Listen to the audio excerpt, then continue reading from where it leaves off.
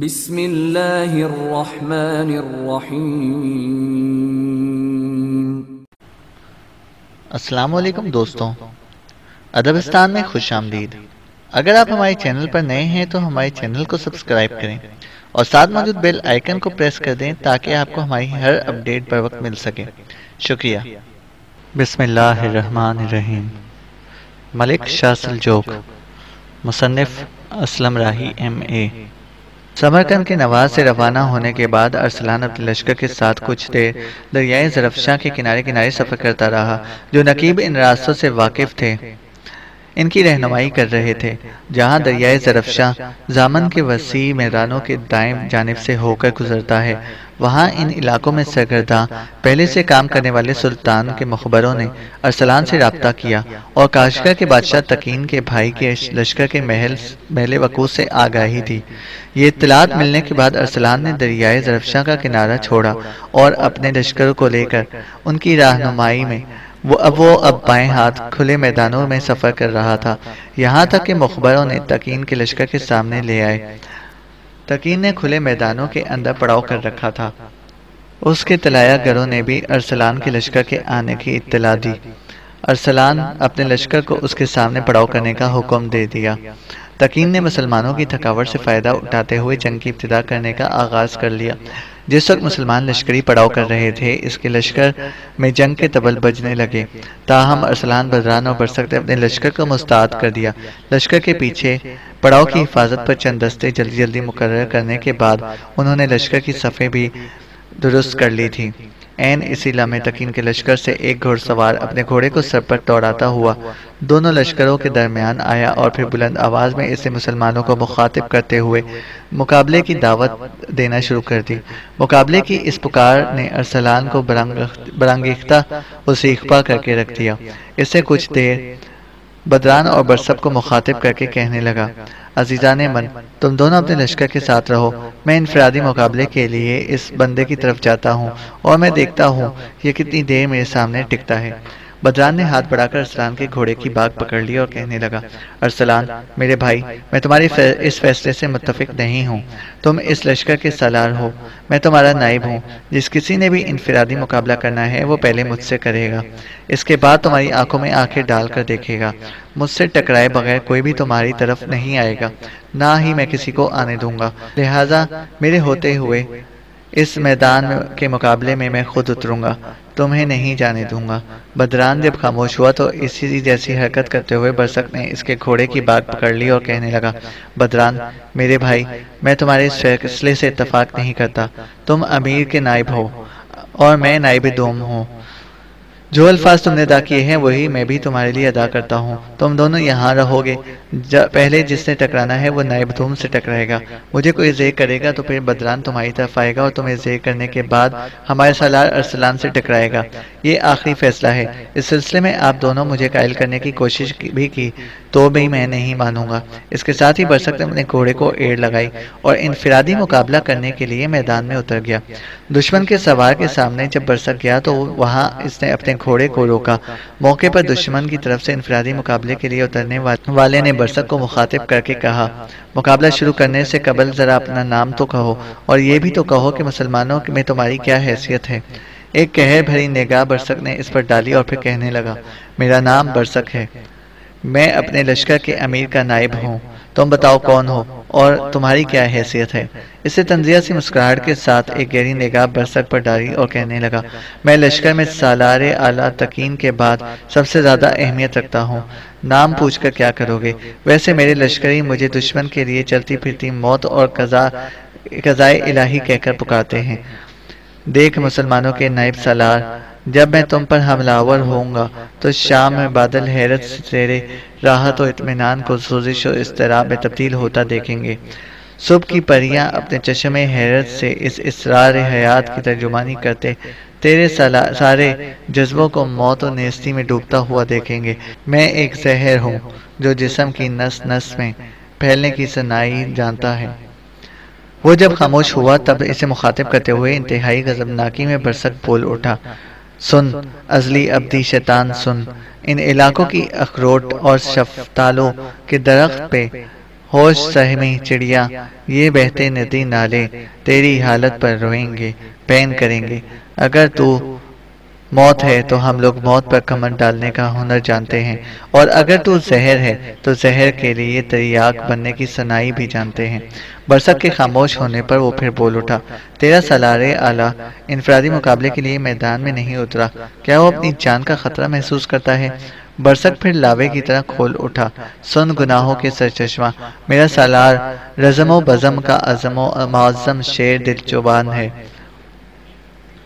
وہ جب جان نثاری و خیر کے سنگم پر کھڑا ہوتا ہے تو درسگاہ جہاں کے کسی معلم کی طرح اپنی تلوار سونتتا ہے۔ تو اپنے ہر برے سے برے، بد سے بد اور شجاع سے شجاع دشمن کو بھی سفید بے ضرر بھیڑ کی طرح ہانک کے رکھ دیتا ہے۔ دشمن کا وہ تیغزن برسک کو مخاطب کرتے ہوئے پھر بول اٹھا، تو بھول رہا ہے، تو اپنے سالار سے متعلق غلط فہمی میں ڈوبا ہوا ہے۔ سن، میری شجاعت میری مونس بن کر جب میرا ساتھ دیتے ہیں تو میں انتہائی ہولناک اور طاقتور موت کی طرح اپنے ہر مد مقابل پر غالب رہتا ہوں۔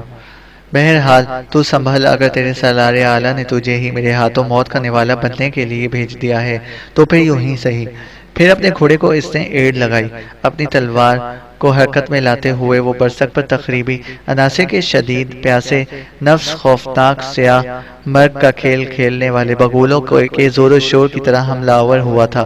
برسک نے بڑے خشکن انداز میں حملہ آور کے ہر حملے کی اس کی ہر چال کو ناکام بنا دیا اور اپنا دفاع کیا۔ پھر وہ کسی کہنا کیمیا گر کے آہنی عزم و استقلال کی طرح جوابی کارروائی پر اترا اور چہروں کو ارک ارک کر دینے والے مخفی اقرار دل تباہ کر دینے والے فسوں خیز خونی انقلاب اور بدمست قہرمانوں تک کو مستقیم مزاج اور خوش اختلاط کر دینے والے کن فیکون کے رموز کے رازدانوں کی طرح حملہ آور ہوا۔ کچھ دیر دونوں جم کر ایک دوسرے پر وار کرتے رہے، روکتے رہے، ایک دوسرے کو زیر کرنے کی کوشش کرتے رہے۔ کاشگر کے اس سورما کا خیال تھا کہ شاید وہ برسک کو بہت جلد اپنے سامنے زیر کر لے گا، لیکن برسک تو اس کے سامنے تپتے صحراؤں کی صحرا سے بھی زیادہ ہولناک، چٹانوں سے بھی زیادہ مستحکم اور مضبوط ثابت ہو رہا تھا۔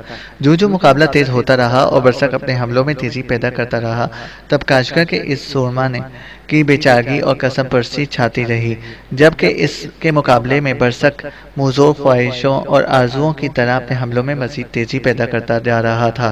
تھوڑی دیر کے مزید مقابلے کے بعد کاشگر کے اس تیغزن کی حالت ایسی ہو رہی تھی جیسے تاریک رات کی ٹھوکروں سے بھی زیادہ ہونا شروع ہو گئی تھی۔ اب وہ جارحیت کے سارے درس بھول کر اپنے آپ کو دفاع تک محدود کر چکا تھا۔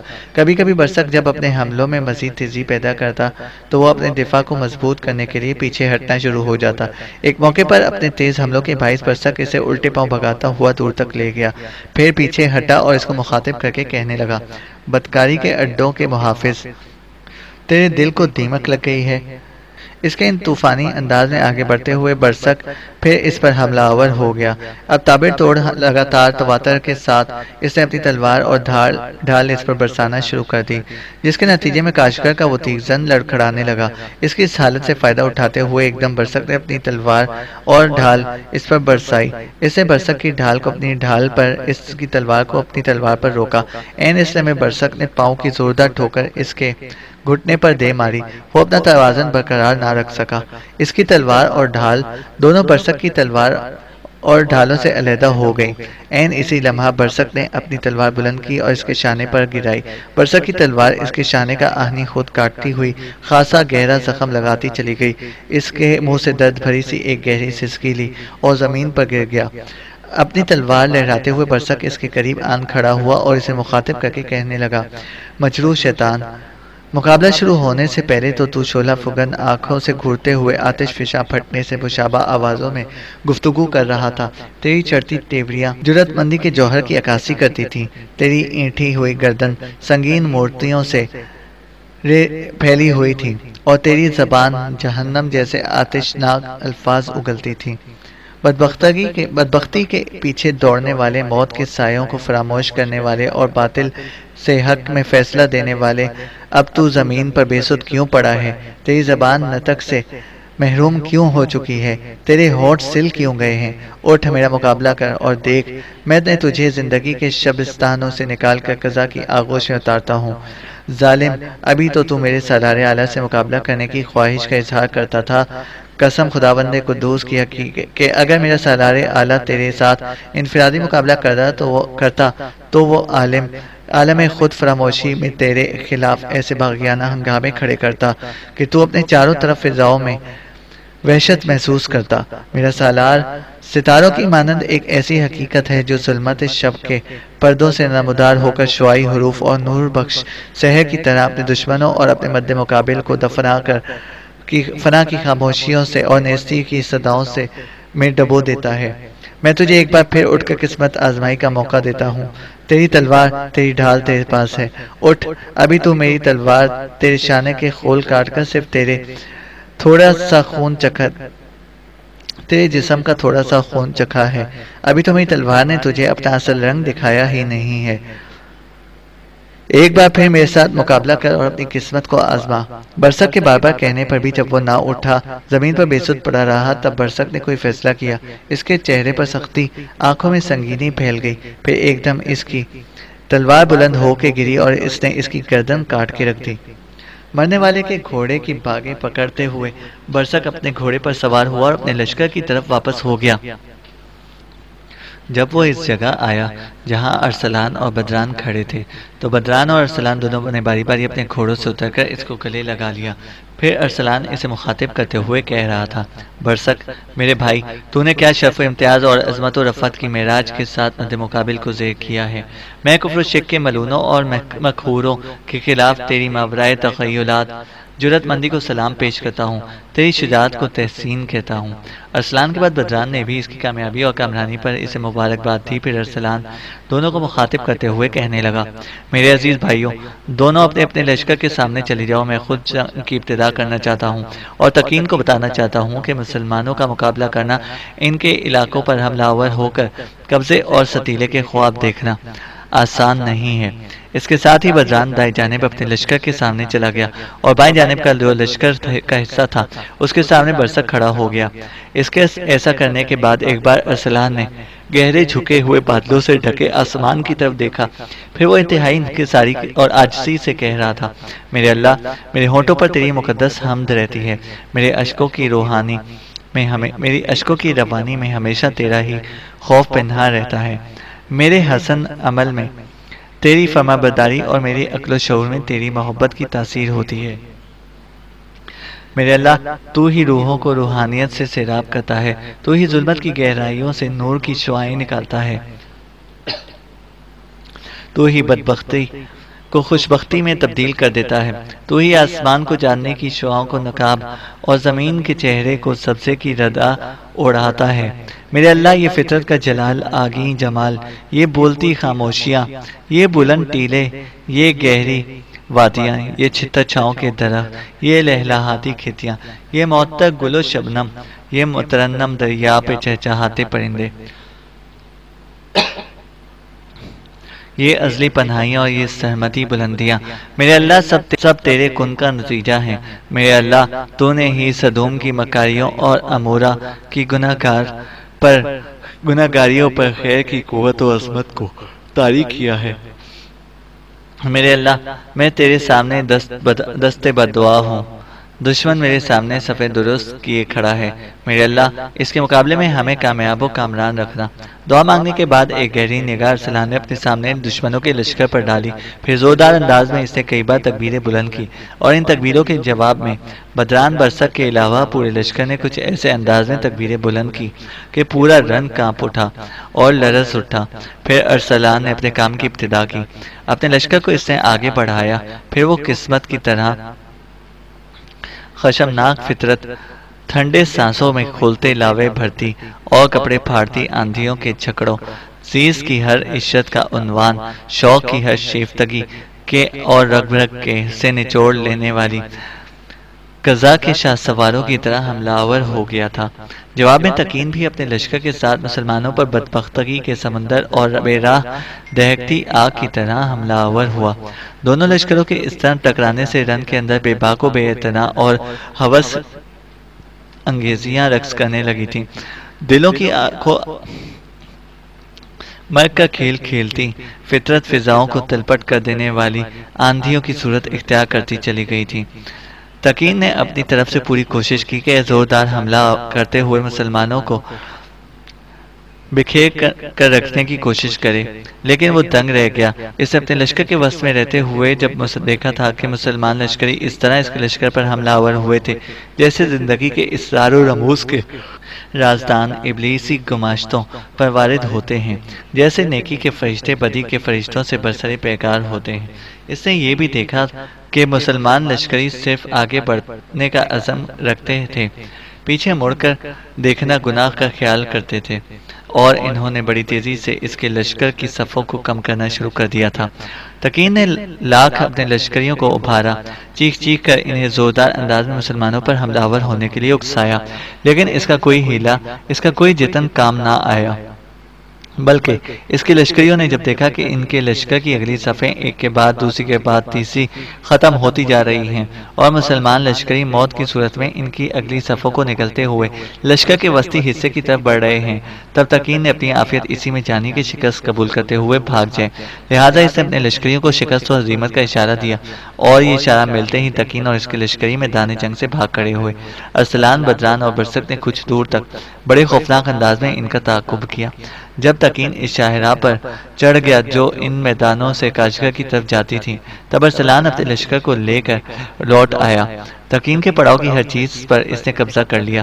جنگ میں زخمی ہونے والوں کی دیکھ بھال کی، اس کے بعد وہ واپس سمرقند کا رخ کر رہا تھا۔ ارسلان کے سمرقند پہنچنے سے پہلے ہی سلطان کے مخبروں نے سلطان کو تقین کے خلاف ارسلان کی شاندار کامیابی کی اطلاع دیتی تھی۔